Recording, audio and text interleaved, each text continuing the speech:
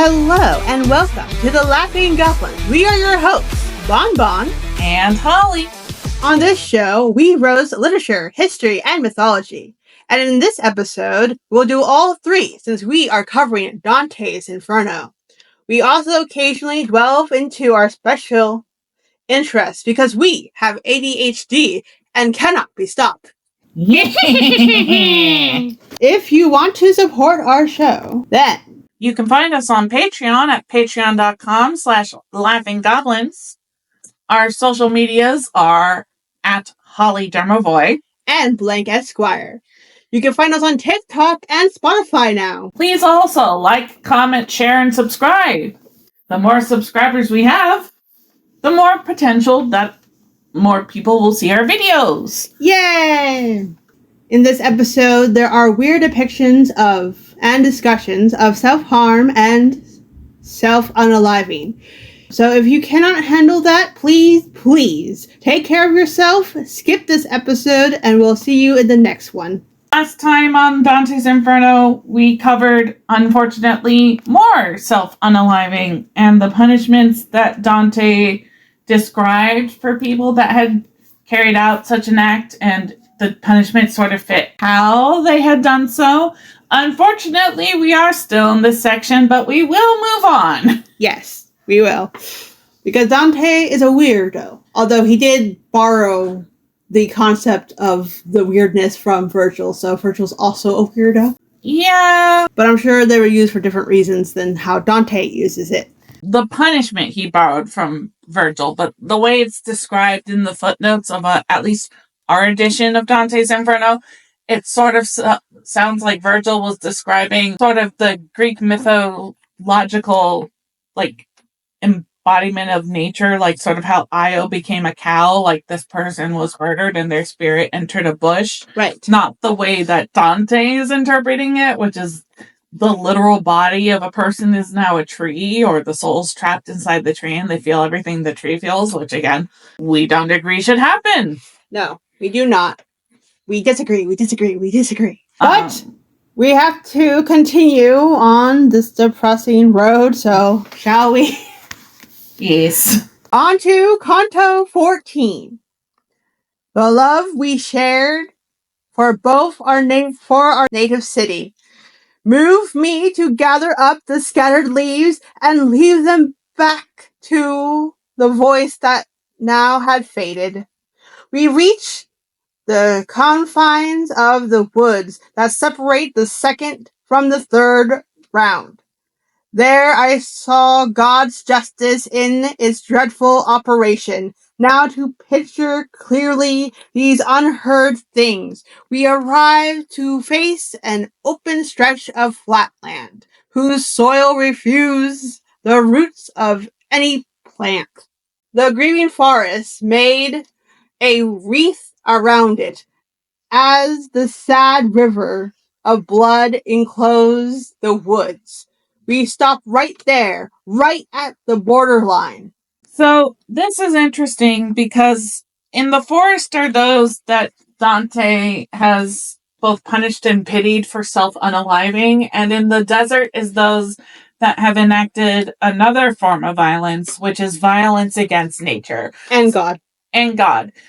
Specifically blasphemy. So just know that though the book does use the term sodomite, it might not necessarily be the modern interpretation of sodomite. It's just someone from Sodom. It's someone from Sodom who blasphemed against nature and also against God. Yes. Nature is necessarily... Sexuality is... No, nature is nature itself. It's the... actual planet. Like a grandchild of God, basically. Okay, wonderful. But it's interesting that he has Greeks in here, because Greeks considered Earth like the grandmother. Yes. And I think the Romans also borrowed that concept from the Greeks. Yes, but now it's subservient to God because Catholicism. This wasteland was a dry expanse of sand. Thick, burning sand. No different from the kind that Cato's feet packed down in other times. Oh, just revenge of God! How awesomely you should be feared by everyone who reads these truths that were revealed to my own eyes. That's not self-important at all, Dante. Well, he did write a self-insert fan fiction into the Catholic doctrine. He did. And wrote his literary idol as being his guide. Yes. But these truths that were revealed to my own eyes, really? They're truths now? Okay. They're truths because he considers them to be truths. True. Whether we, a modern society, and reviewers, because we have our own opinions. We do. Consider them to be truths is... Yeah. Many separate herds of naked souls I saw, all weeping desperately. It seemed each group had been assigned a different penalty. Some souls were stretched out flat upon their backs. Others were crouching there, all tightly hunched. Some wandered, never stopping, round and round. Far more there were of those who roamed the sand, and fewer were the souls stretched out to suffer. But their tongues were looser, for the pain was greater. So basically these people will talk because they're going through some shit. I think they're screaming, actually, friend, but yes. Okay, well, I'm screaming. I mean... And it is over all that sand land, a fall of slowly raining broad flakes of fire showered steadily, a mountain snowstorm on a windless day. So like a blizzard of fiery embers. Cool. This is not continuing our kind of horrific landscape at all. No. The sand must be glass by now. But it's not. It's kind of heated, like the sand that they use for Turkish coffee and tea. Oh, yeah, that's If somebody can explain scientifically how we can both heat sand enough to boil water, but not heat it enough so that it becomes glass, I'd be interested in learning that, like, distinction. But we won't go down that particular... Blood, not water, but yes. But still, the point is... Okay, sorry. There are falling flames, like... rain. Like snowflakes. Yes. Like those that Alexander saw descending on his troops while crossing India's torrid lands. Okay, that's interesting. Dante knows what India is. Yes. So, going back to our last canto when the conquerors were being boiled alive in blood, or not alive, he did mention some people from boiling India in blood. In limbo. I don't recall that. This is the first time I remember seeing another country capitalized that wasn't Rome. Yeah. I do think it's interesting because I brought up Christopher Columbus, and again, if you don't know why I think he should be in with the conquerors, look him up. He did some messed up shit. So Dante in the 1300s knew where India was and what kind of weather Alexander, presumably the Great, experienced in the 1300s. Yes. But then later, apparently Christopher Columbus couldn't figure it out and accidentally ended up nearish America. Spain and Italy aren't that far apart. I know. So he really is an idiot. Anyways. Yes. Columbus is an idiot for many reasons. He does not know how to navigate, but we're not going to get into that. We're going to continue. Right. Like those that for the third time, like those that Alexander saw descending on his troops while crossing India's torrid lands, flames falling, floating solid to the ground, and he, with all his men, began to tread the sand so that the burning flames might be extinguished one by one before they joined. Here, too, a never-ending blaze descended, kindling the sand like tinder under flint sparks, and in this way the torment there was doubled, so they got heat from below and heat from above. Yes. Without a moment's rest, the rhythmic dance of wretched hands went on, this side, that side, brushing away the freshly fallen flames. And I, my master, you who overcome all opposition except for those tough demons who came to meet us at the gate of Dis, Who is that mighty one that seems unbothered by burning, stretched, sullen and disdainful there, looking as if the rainfall could not tame him? And that very one who was quick to notice me, inquiring of my guide about him, answered, "What I was once alive, I still am dead. Let Jupiter wear out his smith, from whom he seized in anger that sharp thunderbolt he hurled to strike me down my final day. Let him tear out those others one by one, who work the soot-black forge of Mongebello, as he shouts, 'Help me, good Vulcan, I need your help.'" So this man is known as Capanius, and the reason he is in the Inferno is because he blasphemed against Jupiter, aka Zeus, the father of the Greek and Roman gods. Not because he blasphemed against the Catholic God, although now that he's in Dante's version of the Inferno, his blasphemy against Zeus and Jupiter have been also transferred to the Catholic God because he's so blasphemous that he's not even affected by the punishment for the blasphemers. And Zeus did strike him while he was on a ladder, to be clear. I'm just picturing, again, the Greek and Roman gods are incredibly petty, particularly Zeus, but I'm just picturing some dude just randomly going up a ladder and then kapow! Well, not just any ladder. A ladder to like, go up a wall to besiege a city, so... Oh. So he pissed off like 3 different gods. Because he mentioned Vulcan, who is also Hephaestus, and he probably also pissed off Ares. Probably. Or Mars, because that's a god of war. Why would you strike down one of my soldiers? Or so? It might be somebody Ares didn't like at that point, but we don't know. We don't know. Moving on. Moving on. The way he cried that time at Phaedra's battle, and with all his force let him hurl his bolts at me, no joy of satisfaction would I give him. My guide spoke back at him with cutting force. I never heard his voice so strong before.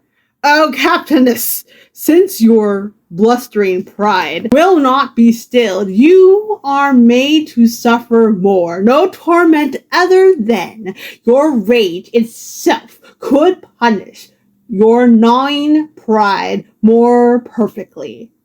And then he turned a calmer face to me, saying, "That was a king, one of the 7 besieging Thebes.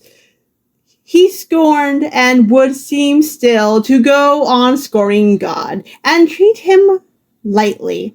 But as I said to him, he decks his chest with ornaments of lavish words that pricked him. Now follow me and also pay attention, not to put your feet upon the burning sand, but to keep them well within the wooded line." Without exchanging words, we reach a place where a narrow stream came gushing from the woods. Its reddish water still runs fear through me. There's fear again. Yes, like the one that issues from the Bullacame, whose waters are shared by prostitutes downstream. It wore its way across the desert sand. So just to explain what he's saying there, prostitutes in the days of Dante Alighieri were forced to bathe in their own specific bathhouse. They could not bathe with the common public. Like, clearly they had to be clean because they provided a certain service, but they were considered lower than the rest of society, so they could not share, like, the public bathhouses. They had their own spot in the stream. If there wasn't a bathhouse, they couldn't bathe with other people. Yes.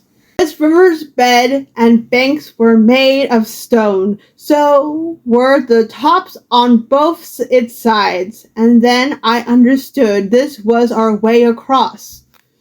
Among the other marvels I have shown you, from the time we made our entrance through the gates, those thresholds welcomes every evil soul. Basically, he's saying that all of the rivers that we've seen before, the Styx, the Acheron, the Phlegethon, they all seem to come from this same space. Yes, one same source. Yes.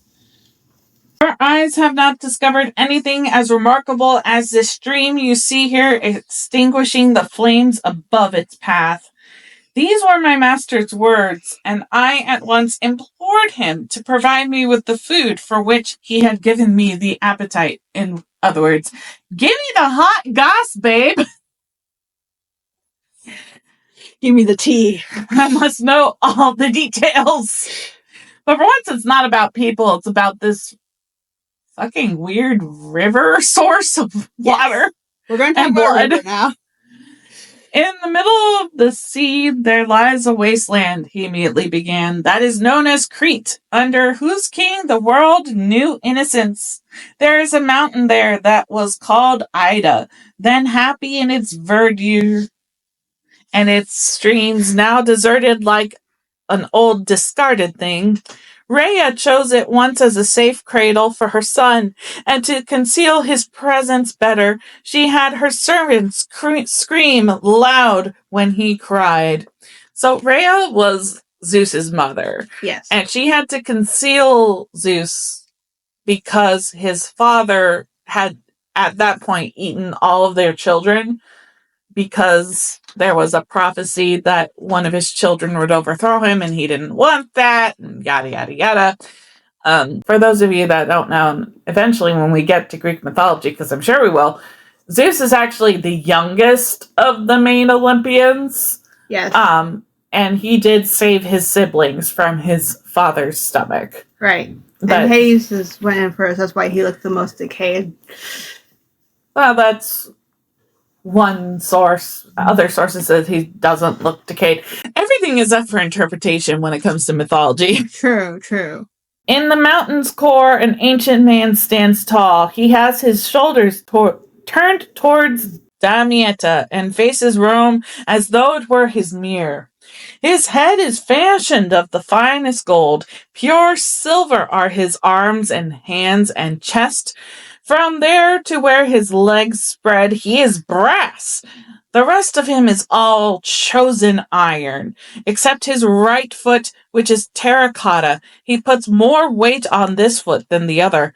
Every part of him except the gold is broken by a fissure, dripping tears down to his feet, where they collect to erode the cavern's rock. So the different stones here, the different metals and impurities, they all apparently represent different ages. Again, I'm getting this from the footnotes. So the statue specifically is of the old man of Crete. Damietta was an important Egyptian seaport representing the East, the pagan world, and then Rome was the modern Christian world. That's really not the best because Rome did try to conquer Egypt. Yeah, well. And just because people follow different gods doesn't necessarily mean they're pagans. Again, I know Catholic doctrine and all that, but I don't like this. The head of gold is supposed to represent the golden age, and so that's why it's not cracked, because the golden age is golden. Nothing was wrong with it. Of course, we know better than that, but yeah, well, this is before the fall, and then the arms and chest are silver. The Silver Age. The Silver Age, and then the Bronze Age, Iron Age, and these are the declining stages of man. And the clay foot is supposed to represent how Dante saw the church, which is kind of crumbly, weakened, and porous because terracotta doesn't hold in moisture. So, of course, the water can run out of this clay foot, the literal clay foot. It's got so many problems. We've met how many priests, bishops, and popes in this Inferno so far? So many. So that's the old man of Crete and what his different parts of his body represent. The fissure dripping tears down to his feet, where they collect to erode the cavern's rock. From stone to stone, they drain down here, becoming the rivers, the Acheron, Styx, and the Phlegethon. Then overflow down through this tight canal, until they fall to where all falling ends. They form Exodus. What that pool is like, I need not tell you. You will see yourself. And I to him, if this small stream beside us has its source, as you have told me, in our world, why have we seen it only on this ledge? That's a good question. That is actually a good But he question. does have other things from the actual real world in the Inferno, correct? Like, because he has people that are still alive down there, but I guess this is the first still surviving landmark that's down there. I guess. And he to me, you know, this place is round, and though your journey has been long, circling towards the bottom, turning only to the left, you still have not completed a full circle. So, you should never look surprised as now if you see something you have not seen before. Okay? I mean, Dante would have seen none of this before. Right. He's literally making it up as he goes. True. But don't be surprised if you have not. Of course you're going to see some stuff you've never seen before, but please stop being surprised. I'm tired of calming you down every 5 seconds. I mean, I guess. And I again, where, master, shall we find Lev and Peterton? You omit the first and say the other forms from the rain of tears. I am very happy when you question me, he said. Wait, no, you're not. Last Canto, you told him to stop questioning you, or like 3 Cantos ago. Virgil is inconsistent. Yeah. As inconsistent as Dante with his punishments. Again, I know he's making this up as he goes along, but goddammit, read back, dude. Read back for consistency. Never read back. Always continue forward. Plow forward. No consequences, no Don't look at your notes. Just keep moving. What notes? He has no notes. I don't believe this man has notes when he writes. I don't. I have to believe that either he has Virgil's books completely memorized or he has some books next to him for reference. Oh, he has those books. I don't think he has any notes about Virgil. You're right. Saying, how dare you question me, and then how dare you keep secrets from me. Like, sir? Contradictory assholes. What? But that the blood red water boiled should answer certainly one of your questions. Unless you shall see, but beyond this valley, at a place where souls collect to wash themselves when penitence has freed them of their guilt. Now it is time to leave this edge of woods, he added. Be sure you follow close behind me. The margins are our road. They do not burn, and all the flames above them are extinguished. Oh, thank God! We're leaving the part of the self-unaliving. So that was Canto 14, and now we will move forward to Canto 15. So in Canto 15, we are reaching the end of the edge of the forest in the desert where no flaming embers are falling upon us anymore. Woohoo! Whee! And hopefully we never have to talk about this man's opinion of self-unaliving ever again. But knowing our luck, he'll come up eventually. Probably. So we're going to go farther down the Phlegethon, which seems to be the river of blood that we've been following for a couple of cantos now. Yes. Now one of those stone margin bears on us, and the river vapors hover like a shade, sheltering the banks and the water from the flames. As the Flemings, living with the constant threat of flood tides rushing in between Wissant and Bruges, build their dikes to force the sea back.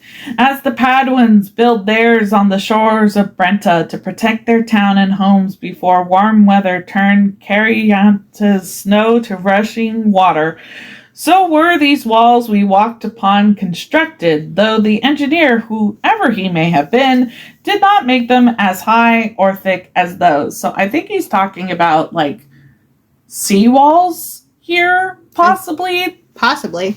There are walls along rivers, though. Yeah, to prevent, hopefully, the river from rising so high that it spills over its banks and flood the nearby town, city, whatnot. We actually do have some of those walls here in our area, sort of along the coastlines, just to kind of block the tides. I don't know how effective they are sometimes, but they are there. Yep. Okay.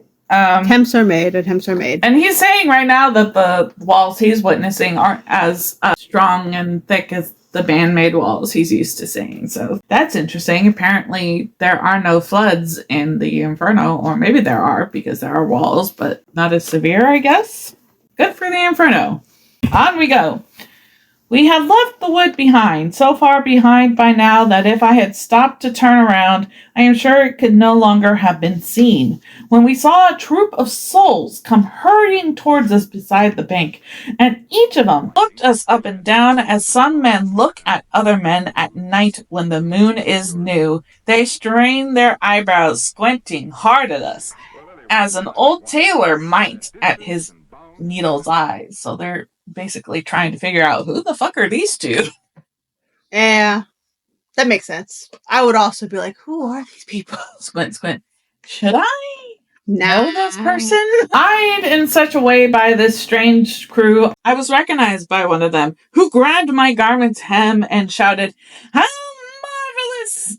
And I, when he reached out his arm toward me, straining my eyes, saw through his face's crust, through his burned features, that could not prevent my memory from bringing back his name, and bending my face down to meet with his, I said, "Is this really you here, Sir Brunetto?" So this is one of Dante's teachers. Yeah. I don't know why he's here. Can you imagine if we had stuck the teacher that assigned us to read this book in the first place into the Inferno? I don't think he would be happy to see us, and then he'd be like, no, he would not. I think he might have been amused, because he was a strange man. So to go into it a little bit more, this is Brunetto Latini. Again, it does not say what he did to end up in the Inferno. I'm guessing he blasphemed in some way. Massive. And he asks Dante to remember a thesaurus that he writes. So, carry on. And he, "Oh, my son, may it not displease you if Brunetto Latini lets his troop file on while he walks at your side for a little while. And I, with all my heart, I beg you to. Okay? And if you wish me to sit here with you, I will, if my companion does not mind." "My son," he said, "a member of this herd who stops one moment lies 100 years unable to brush off the wounding flames." Oh, that's kind of creepy. So you can't stay still, or else you literally have fire all over your entire body. Yeah. Actually, Dante did say, and I didn't really catch this earlier, it's just now sinking in, that he couldn't even recognize his former teacher because there was like a mask of like burned ashes on his face. Yeah. Oh my god, do you think Dante got this idea from the remains of Pompeii? I don't know. Okay, that's a disturbing thought. Moving on. "So move on, I shall follow at your hem, and then rejoin my family that moves along, lamenting their eternal pain. I did not dare step off the margin path to walk at his own level, but with head bent low in reverence, I moved along. He began, 'What fortune or what destiny leads you down here before your final hour? And who is this one showing you the way?'" No, I don't believe that a former teacher of Dante's doesn't recognize Virgil. I do not believe that. Well, it wasn't just a former teacher, according to lit charts. This person was a friend and a fellow Gelf. So again, Dante will put anybody. Friends, lovers, enemies, frenemies, popes, bishops. Again, we're not arguing that there aren't any members of the clergy that don't belong in the Inferno. However, writing them, especially while they were still alive into the Inferno, was the best way to get yourself exiled from the city that you loved. Yeah. And Dante did do it. He did do that. Yeah, he did. Which has become, it's going to be really ironic when we get to a certain part of this canto. But I still don't believe that he's like, who's that person over there? It's like, that's Virgil. There's statues of him. You taught me about him. You made me memorize his book. I mean, this would be like one of our English teachers not recognizing us with Shakespeare. We'd be like, who is that? Okay, to be fair though, have they met Shakespeare before? Does Shakespeare actually look like the portraits of him? I don't know. Probably not. I guess also if you're just used to kind of passing a statue every day, eventually you sort of learn to ignore the statue. So seeing essentially the living embodiment of a statue that you're used to ignoring coming by, it would be like, who's that guy? Maybe. He looks vaguely familiar. Okay, I will give Dante that. Okay. You won me over, friend. Okay, so one of the reasons people think that he put friends and loved ones and, frenemies into the Inferno was because he was trying to be impartial. Like, if he had just put his political opponents into the Inferno, it would have been seen as unfair. Honestly, I just don't see that as his motivation. I think he truly was just calling some of his friends and loved ones out on their bullshit. And also his enemies, because why not? Yeah, he seems very petty. He does. I mean, remember that dude who slapped Dante in the face and what Dante did to him? Yeah, I do. He was like, I really enjoyed bashing this man into the muck. And Virgil rooted him on for that one. And they shared a moment in the swamp. Yes, I do remember that.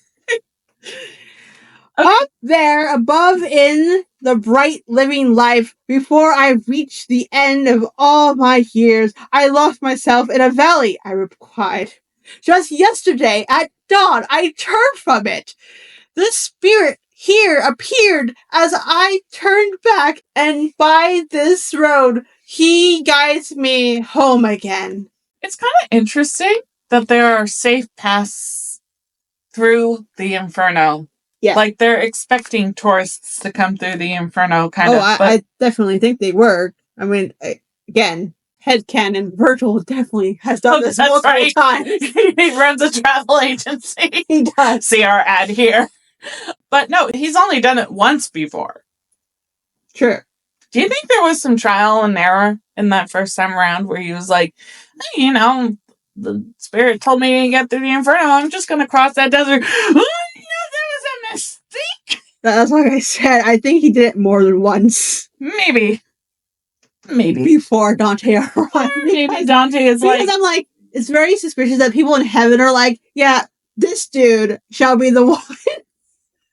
Like his ad. He just goes back without anyone sending him, just like, hey guys! Hi, I'm back again. And maybe that's why the people at the City of Des were like, fuck off! Because they're just so tired of Virgil just wandering through the Inferno. I really wish we could ask Dante how he made these decisions. Brunetto said to me, follow your constellation, and you cannot fail to reach your port of glory. Not if I saw clearly in the happy life, and if I had not died just when I did, I would have cheered you on in all work. Seen your... So this is kind of funny, because he basically said, in your future, I see great things for you. And everyone knows everyone that has studied this poem, and I'm guessing most of the people in Italy, know who Dante Alighieri is. However, while he was alive, he got banished. That was not a good thing. And Dante actually says back to him, I might achieve greatness, but we don't know how fortune's gonna swing out, so he kind of prophesized that it wasn't gonna end well for him. True. Self-fulfilling prophecy, my dude, Dante. Respect. I would have cheered you on in all your work, seeing how favorable heaven was to you. So he's basically saying, if I had lived longer and I'd seen you slowly becoming less Catholic or starting to lose your path from religion, I would have taught you better. But would he have been able to? He is in the Inferno. I guess it's sort of do as I say, not as I do situation. Yeah, probably. But that ungrateful and malignant race which descended from the feel-souled of old and still have rock and mountain in their blood will become, for your good deeds, your enemy. And right they are. Among the bitter berries, there's no fit place for the sweet fig to bloom. They have always had the fame of being blind, an envious race, proud and avaricious. You must not let their ways contaminate you. Your destiny reserves such honors for you. Both parties shall be hungry to devour you. Well, that was true. He made a lot of enemies writing this poem. Like we said, loved ones, enemies, frenemies, anyone in between. And rivals. And rivals. And political who came leaders. up to stop him, apparently. And people he never met, but apparently heard of. Like Attila the Hun. But the grass will not be growing where the goat is. Let the wild beasts of face-old make father of each other, and let them leave the plant untouched. So rare it is that one grows in their dung heap, in which there lives again the holy seed of those remaining Romans who survived there when this new nest of malice was constructed. Oh, if all I wished for had been granted, I answered him, you certainly would not yet be banished from our life on earth. My mind is etched, and now my heart is pierced with your kind image, loving and paternal. When living in the world hour after hour, you taught me how a man makes himself eternal. And while I live, my tongue shall always speak of my debt to you and of my gratitude. I will write down what you tell me of my future and save it with another text to show a lady who can interpret if I can read her. So basically he's saying, I mourn your loss. I wish you could have kept teaching me, and I'll keep praising you even though I stuck you into a literal circle of hell. Yeah. It did sound like a really interesting love letter, though, didn't it? Even though it's kind of like a love letter to your dad, I guess, because he did say paternal love. Yeah. It's less like the love letters he wrote to Virgil, which were all gushy and kind of romantic. This one's kind of like, a fatherly love. I miss you, Dad. My second dad. Does he actually mention his dad? In the Inferno? Don't think in the Inferno. Okay, well, we'll figure it out eventually. Of course, it's been a while since I read this. This much, at least, let me make clear to you. If my conscience continues not to blame me, I am ready for whatever fortune wants. This prophecy is not new to my ears. And so let fortune turn her wheel, spinning it as she pleases, and the peasant turn his spade.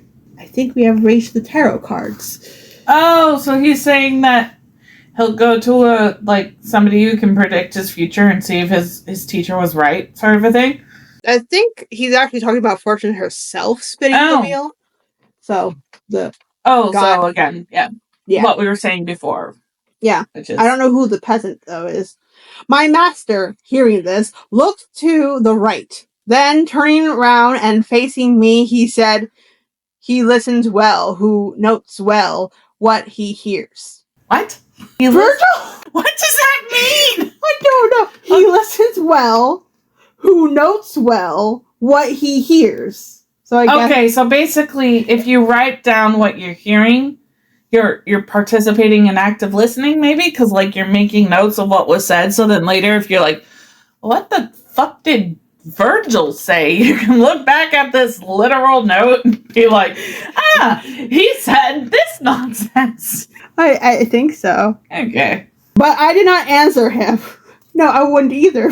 So confused. I went on walking with Sir Brunetto, asking him who of his company were most distinguished, and it might be good to know who some are. About the rest I feel I should be silent, for the time would be too short, and there are so many. In brief, let me tell you, all here were clerics and respected men of letters, of great fame, all the world by one same sin. So they're writers and clergy members. Yeah, I think that have somehow done the same bad thing. I also think the man of letters was also like secretaries, I think, too. Like lords who took notes for other lords. Oh. Right? I believe the pilgrim is Dante, by the way. The pilgrim is Dante, well, I meant the peasant. The peasant. That's just talking about a literal peasant. So, okay. Fortune will change your future, will determine your luck in life, just like a peasant will work the fields. Like okay. It's just gonna happen. It's not something you can control necessarily. It's just gonna, life will roll out the way it rolls out. Fair enough. So back to those that committed the same sin. Priscian is traveling with that wretched crowd, and Francesco de Corso too. And also there, if you could have stomached such repugnancy, you might have seen the servant of servants transferred to the Bacchiglione from the Arno, where his sinfully erected nerves were buried. What a turn of phrase! Simply erected nerves. This whole Canto's like, Dante, what are you talking about? Oh, okay, so he's the servant of servants is another pope! Beautiful. I love it so much. Pope Boniface the Eighth. The servant of servants. So he is the servant of gods. So makes sense. He listens to God, he tells the other servant what to do, and they carry out his word. Fair enough. But what did this man do exactly? So he was transferred from Florence to Vicenza on the... I'm not going to say that river's name again because I feel like I butchered it the first time. But the B River, where he died the same year. He just died. He died really quickly. Oh. And they basically were like, he's super naive and he's not the most enticing preacher. We just are not interested in what he has to say. He has no charm. He has no charisma. And he's stupid. He rolled a nat 1. So sad. Okay, so the simply erected nerves is because of unnatural lust. Oh. We're back to lust, are we? I honestly don't know if bishops and popes were... Oh, no, they would have been allowed to marry at that time, correct? Because, no, that's a little bit of a gray area because the pope I was about to mention was one of the Borgias. Yeah, Borgia was an illegal... That was so very illegal. But it's iffy if they were allowed. I know they could have a life before they became a priest, so you could have a child before you became a priest. But not while you were while you're a cardinal. So priests could probably have. But bishops come after cardinals, so he really shouldn't have been he should not have been upon his lust. No. Alright, I can see how that would be considered blasphemous, but also basically calling him a stupid person is probably not the kindest thing. Maybe the dude just wasn't a public speaker. Well, if you couldn't speak, they called you stupid. I would say more, but my walking conversation with you cannot go on, for over there I see a new smoke rising from the sand. People approach with whom I must not mingle. Remember my Tresor, where I live on. So the Tresor is the book I was talking about before, the thesaurus. Ah. So tresor means thesaurus. It's interesting because in our version of the book, it's an accented E. Sorry? No, not tresore. It's just TR accented E. SOR. I think there is an accented E in Italian. God, it's been so long since I took Italian. I'm not going down that path right now. No. So remember my tresor where I live on. This is the only thing I ask of you. So please don't forget my book. Please. I worked so very hard on it. That's entirely fair. As an artist and an occasional writer, I get it. If hypothetically, if I were on my doorbed, I'd be like, don't forget my silly little podcast. Yes. Tell the everyone about my podcast. Yes. Then he turned back, and he seemed like one of those who run Verona's race across its field. So Verona is, of course, another city in Italy, the city where Romeo and Juliet purportedly lived, which is hilarious for many reasons. And if we ever get to cover Romeo and Juliet, which I really hope we won't, we'll go more into why. It's kind of funny that it's set there. Yeah. If you want us to roast Romeo and Juliet, please comment.